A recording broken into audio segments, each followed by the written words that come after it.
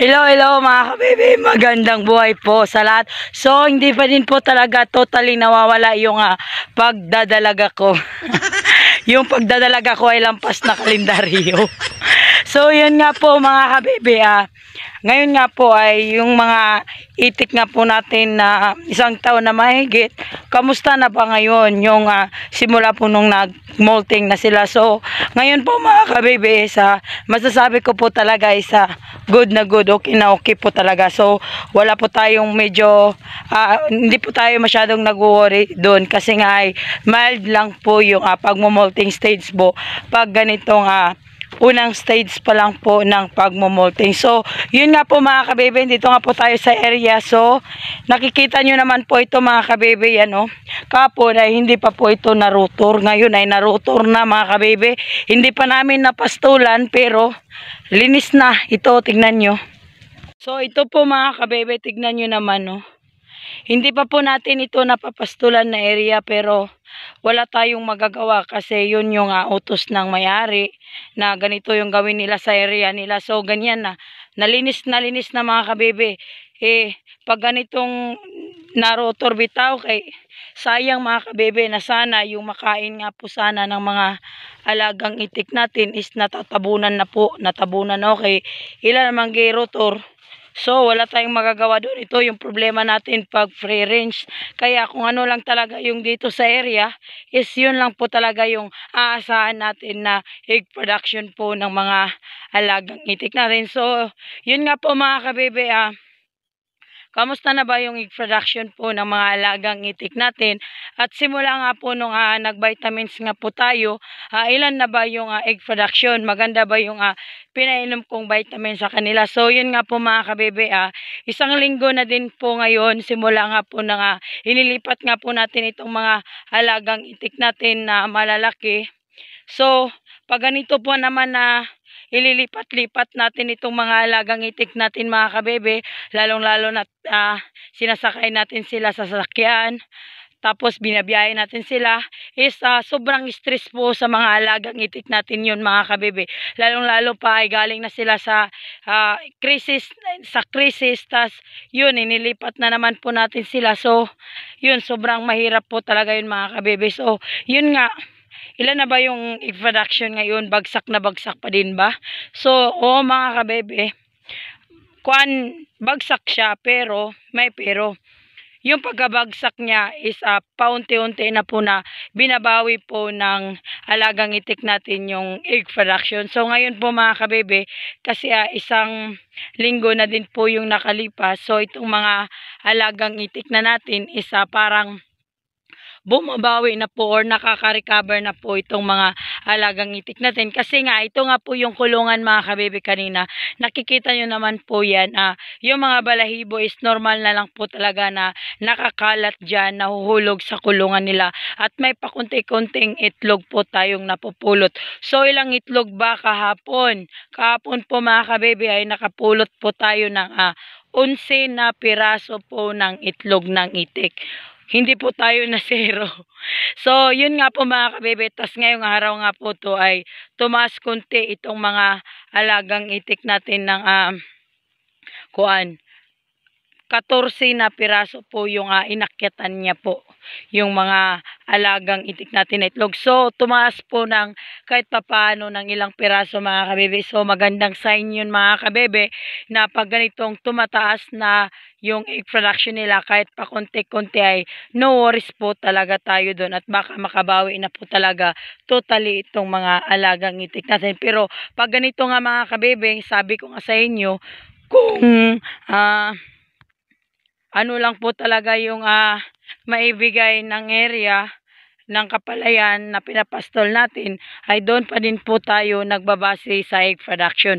So, yung paraan po natin mga kabebe, pag itong mga alagang itik natin is mangitlog ng isang tray or dalawang tray, biglaan or basta tutubo siya ng isang tray, is automatic na yun, papakainin namin sila ng duck layer at sa ganun ay kahit medyo alanganin sa area o hindi masyadong nakain nila ngayong araw is at least kahit papaano ay napapakain natin sila. So, yun lang kasimple mga kabebe. Diskarte nga po talaga yung kailangan natin dito sa mundo ng duck farming. So, yun nga po mga kabebe.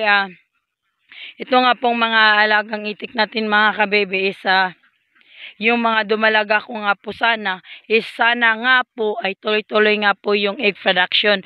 Pero ang nangyayari po mga kabebe is bumababa po yung egg production.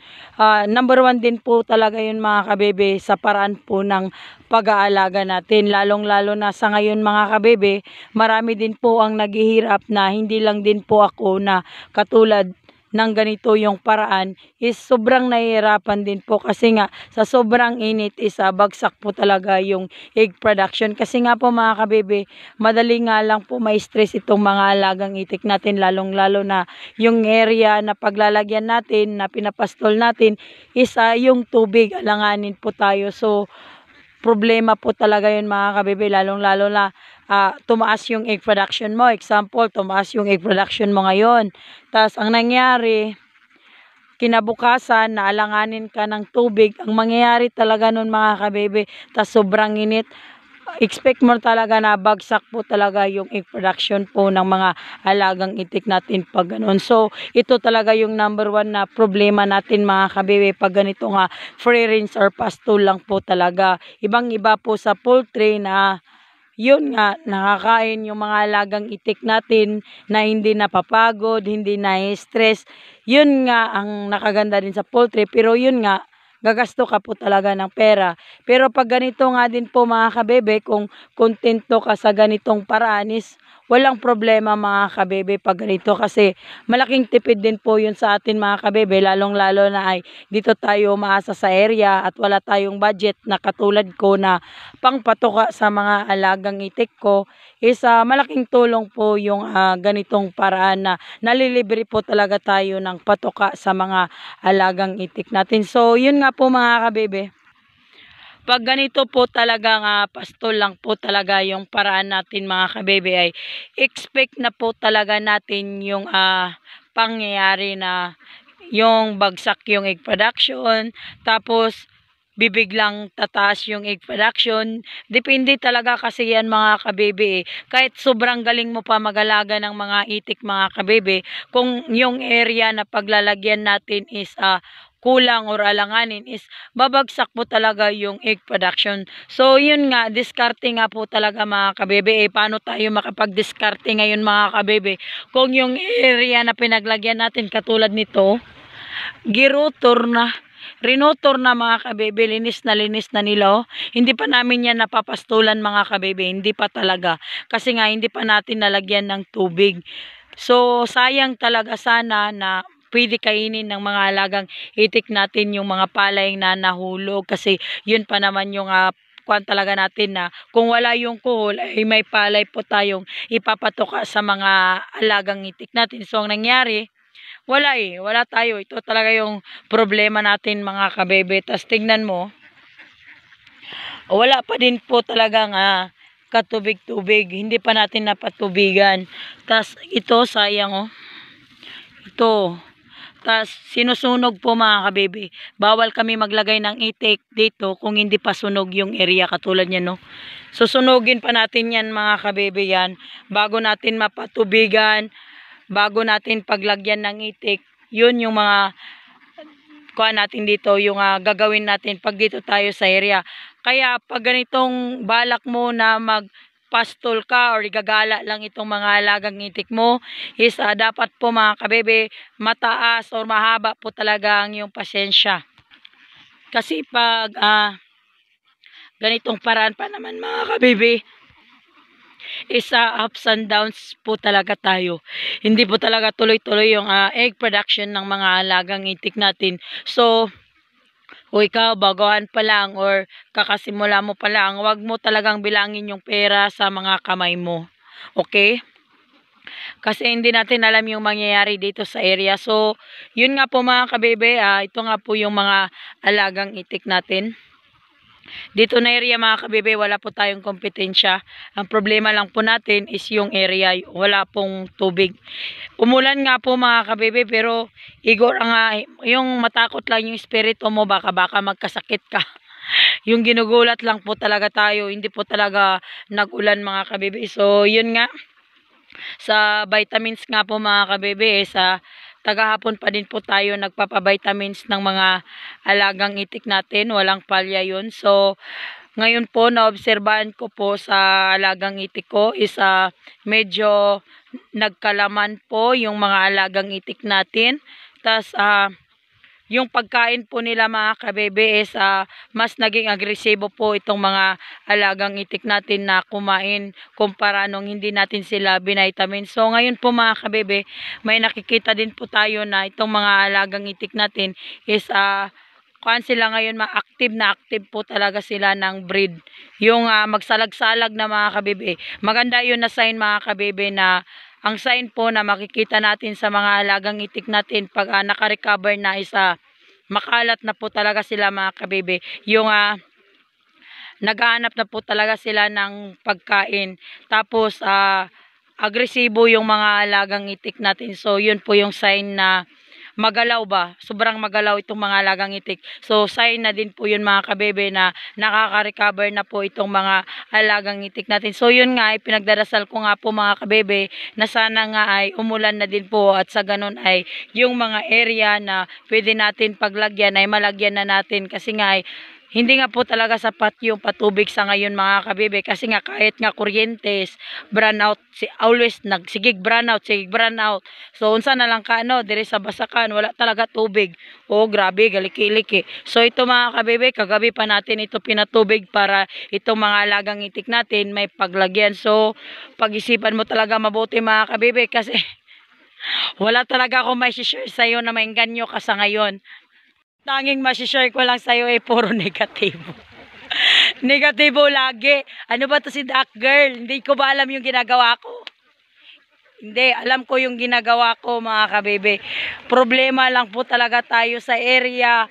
Area po talaga yung number one na problema. So, yun nga, pinasok natin ito. So, ngayon ay isi-share ko din po sa inyo yung mga ganapan ko is ito pong mga nangyayari mga kabebe, ito po yung realidad dito sa area pag itong pinapasto lang po talaga natin yung mga alagang itik mo. Kung OFW ka or retired ka or kahit ano pa dyan yung or gusto mo magsimula dito sa mundo ng duck farming, is maganda din po yung itong simula mga kabebe kung alanganin po tayo ng puhunan. Pag ganitong may area kayo, sige, pastol nyo para daghan na tanga maglisod ba.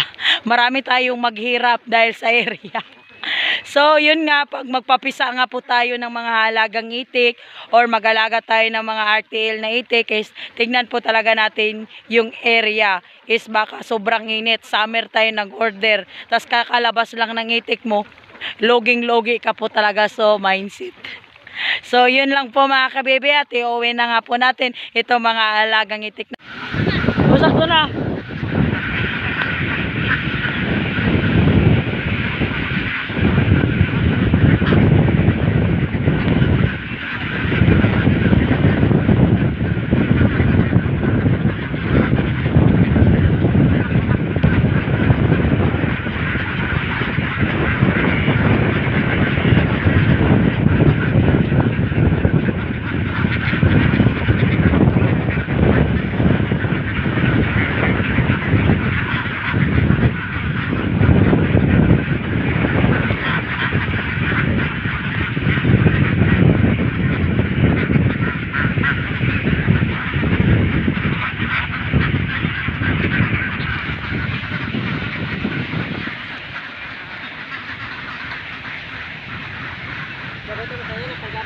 Dan, kabilan dan.